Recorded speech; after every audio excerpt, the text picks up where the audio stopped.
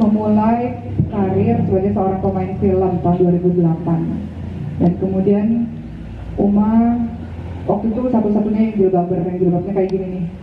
Karena dari sekolah, dari SMA Uma pakainya begini. Jadi ketika main film Ketika Cinta Bertahan juga jilbabnya begini juga. Dan itu masih langka lah di dunia hiburan. Kalau di teman-teman pengajian mungkin sudah banyak ya, cuma kalau masuk ke dunia hiburan itu langka.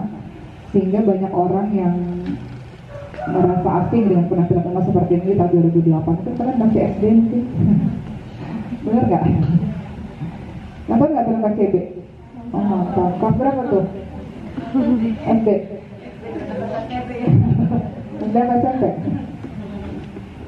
Ya, kemudian akhirnya Uma mulai menulis buku. Kenapa? Karena wa amma bi ni'mati rabbika fahaddits. Karena terhadap nikmat Tuhanmu maka hendaklah kau kabarkan, hendaklah kau syiarkan. Uma nulis buku karena banyak banget yang tanya kenapa sih kamu pakai jilbabnya begitu, emangnya nggak panas dan sebagainya. Jadi Uma nulis buku menceritakan kisah kehidupan Uma supaya mereka tahu bahwa Allah itu menolong kehidupan Uma berkali-kali dan Allah pasti menolong kehidupan kalian juga berkali-kali. Jadi harus dekat sama Allah supaya Allah tolong kita. Intinya begitu. Menulis buku 1, 2, 3, 4, 5, akhirnya mulailah tahun 2011 itu mulai bedah buku kemana-mana. Ini Uma cerita perjalanan Uma berdakwah ya. Kenapa tiba-tiba dari main film ke berdakwah. Walaupun sebenarnya sudah ikut belajar agama itu dari SMA sebenarnya dengan kajian selama seminggu sekali. Tapi tidak fokus tidak berada di pesantren. Kemudian Uma bedah buku kemana-mana sampai akhirnya diundang kemana-mana untuk bedah buku tersebut. Akhirnya 2014 Uma diundang oleh Islam Itu Indah untuk memberikan ceramah. Basic Uma adalah pendidikan umum. Walaupun Uma belajar secara informal sejak SMA, sejak Uma berhijrah, tapi tetap basic Uma adalah pendidikan umum. Maka apa yang harus Uma lakukan untuk mengejar ketertinggalan sementara orang sudah memberikan amanah? Uma tidak berbicara hukum ya. Kalau hukum-hukum itu fikih itu memang harus ahlinya. Uma bicara tentang keseharian, bagaimana sabar, bagaimana memaafkan orang lain, akhlak keseharian. Sehingga setiap hari ketika Allah kasih amanah besar disuruh berdakwah di Gulfisik tahun 2014, setelah sebelumnya keliling kemana-mana dengan bedah buku, sehari Uma membaca, menghafalkan Quran maupun hadis maupun membaca itu sehari 5 jam. Bayangkan selama 2 tahun berturut-turut. Jadi apa yang teman-teman lihat dan setiap selama 2 tahun berturut-turut itu selalu guru Uma itu memantau. Oke, Qurannya di sini selama 2 tahun. Setelah 2 tahun itu lepas, udah sendiri gitu. Perjalanan Uma baik, perjalanan karir baik, di dunia hiburan baik, tidak ada apa-apa, semuanya baik-baik saja. Uma nggak pernah buat masalah juga apa-apa. Tiba-tiba tahun 2016, entah datang dari mana, di Instagram Uma tiba-tiba penuh dengan komen-komen yang mengatakan Oki tidak pantas jadi ustazah atau tidak boleh berceramah karena nggak punya background pendidikan agama, bukan dari pesantren. Pada saat itu tentu saja kaget sebagai manusia biasa karena selama ini nggak pernah punya haters. Selama perjalanan dari 2008 sampai 2016 kayaknya mulus aja gitu, baik-baik aja.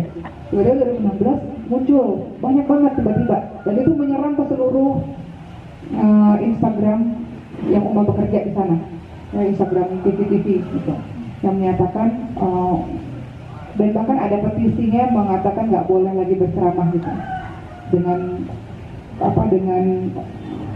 poin-poin yang disebutkan dan Uma nggak tahu itu siapa. Qadar Allah, takdir Allah. Entah kenapa di saat banyak serangan seperti itu justru program dakwah Uma jadi lebih banyak di televisi. Itu takdir Allah ya. Tapi apa perasaan Uma pada saat itu? Sedih, shock, iya, kaget. Ini siapa gitu, kaget karena selama ini nggak pernah mendapatkan cacian dan cercaan, nggak pernah. Tiba-tiba dapat jadi kaget. Setelah kaget, sedih. Setelah sedih, marah. Nggak akan aku maafin nih orang nih, ya Allah, nggak akan aku maafin.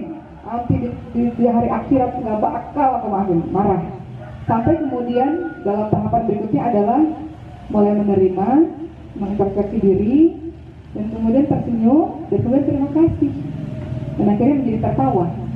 Itu perjalanan proses ketika menerima sesuatu ya. Yang tadinya kesel, kaget, sedih, marah. Aku nggak bakal maafin nih orang. Sampai akhirnya dalam tahapan yang mungkin saya harus berintrospeksi diri dan mulai jadi lebih tenang dan kemudian jadi tertawa gitu. Alhamdulillah, alhamdulillah ternyata ada yang senang, ada yang tidak senang, ada yang suka, ada yang tidak suka, itu hal yang biasa. Apa yang Uma lakukan pada saat si orang-orang ini yang Uma nggak tahu siapa ini mengatakan tidak pantas berdakwah? Apa yang Uma lakukan? Sebenarnya ada atau tidak ada mereka, Uma akan tetap belajar. Sebagaimana dari dulu Uma belajar. Sebelum datangnya serangan-serangan itu ya, sebenarnya Uma sudah diterima di S2 Kajian Islam Universitas Indonesia, kajian dan psikologi Islam, tapi Uma tidak ambil karena Uma harus syuting pada saat itu. Jadi Uma mengambil pendidikan anak usia dini. Jadi sebenarnya itu semua tidak berpengaruh terhadap semangat Uma belajar. Karena Uma belajar bukan untuk apa-apa. Uma belajar karena Uma merasa semakin Uma belajar, semakin Uma merasa bodoh. Dan kemudian yang kedua, Uma ada semangat untuk berbagi kepada orang lain. Kalau kita kosong, bagaimana kita bisa berbagi kepada orang lain? Jadi semangat belajar itu tetap terus ada. Tahun 2016, serangan itu dimulai. Tahun 2016 pula Mas Nafas berdiri. Di saat usia Uma 27 tahun pada saat itu. Kemudian secara tiba-tiba 4 bulan kemudian hilang bersih, nggak ada sama sekali komentar itu. Jadi datang tiba-tiba, hilangnya juga tiba-tiba. Jadi Uma nggak tahu itu apa sebetulnya. Tapi Uma berterima kasih karena menyadarkan Uma untuk harus memahami dalam kehidupan ini nggak semuanya orang sayang sama kita. Ada orang sayang, ada orang nggak sayang, ada orang suka, ada orang nggak suka, itu hal yang biasa. Tapi jangan membuat kita down, jangan membuat kita terpuruk. Tetap terus fokus saja dengan kita belajar. Kita kan belajar bukan untuk kepentingan manusia. Kita belajar bukan disebut sebagai orang alim atau orang berilmu. Kita belajar bukan disebut sebagai orang pintar. Kita bukan belajar untuk mendapatkan popularitas. Kita belajar namun karena kita mengikuti perintah Allah dan Rasulnya untuk mencari ilmu dan supaya kita menjadi manusia bermanfaat bagi orang lain. Khairun nas anfa'uhum linnas. Kalau kita ingin bermanfaat kan nggak mungkin kalau nggak ada ilmu. Ya, jadi akhirnya Uma tetap fokus belajar sampai sekarang. Setelah itu 2016, sekarang 2021 ya, sudah 5 tahun berlalu. Uma menyelesaikan, kan mereka mengatakan Uma nggak ada sekolah formal agama. Akhirnya Uma lulus di S3 UIN Syarif Hidayatullah dengan jurusan dakwah. Kemarin lulusnya 2020. Kemudian sekarang Uma juga sedang disertasi untuk di PPIQ dengan jurusan pendidikan berbasis Quran. Apakah itu untuk membungkam mereka enggak ada pengaruhnya apa-apa sama Uma.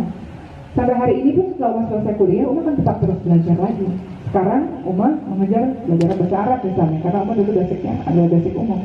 Jadi sekarang lagi fokus belajar bahasa Arab. Setelah kemarin fokus dengan mengejar sanad bacaan, dan tentu saja masih harus terus karena Syekh Arif sendiri mengatakan saya mengambil sanad saja Hafs An-Asim aja dengan 7 syekh, kata beliau begitu. Jadi sanad itu harus terus dikejar, iya. Tapi setidaknya tahun 2020 kemarin Uma sudah dapat 3 sanad bacaan. Jadi mau pikir untuk itu setidaknya Uma ada basic lah untuk Quran bacaannya. Sehingga sekarang mau fokus dulu di tahun 2021 dengan bahasa Arab misalnya. Jadi begitu teman-teman sekalian. Jadi kalau ditanya motivasi untuk tetap terus belajar, apapun yang terjadi, fokus saja untuk terus belajar. Itu bermanfaat untuk diri kalian sendiri dan sekitarnya. Kalau kalian kosong, kalian nggak akan pernah bisa untuk memberikan kepada yang lain. Sementara Rasul menyuruh kalian untuk menjadi pribadi yang menebarkan manfaat.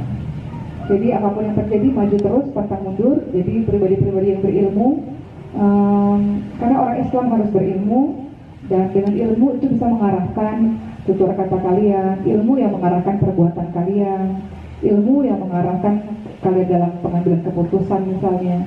Jadi harus terus belajar, baik formal maupun non formal. Dan basic ilmu itu tentu adalah Quran.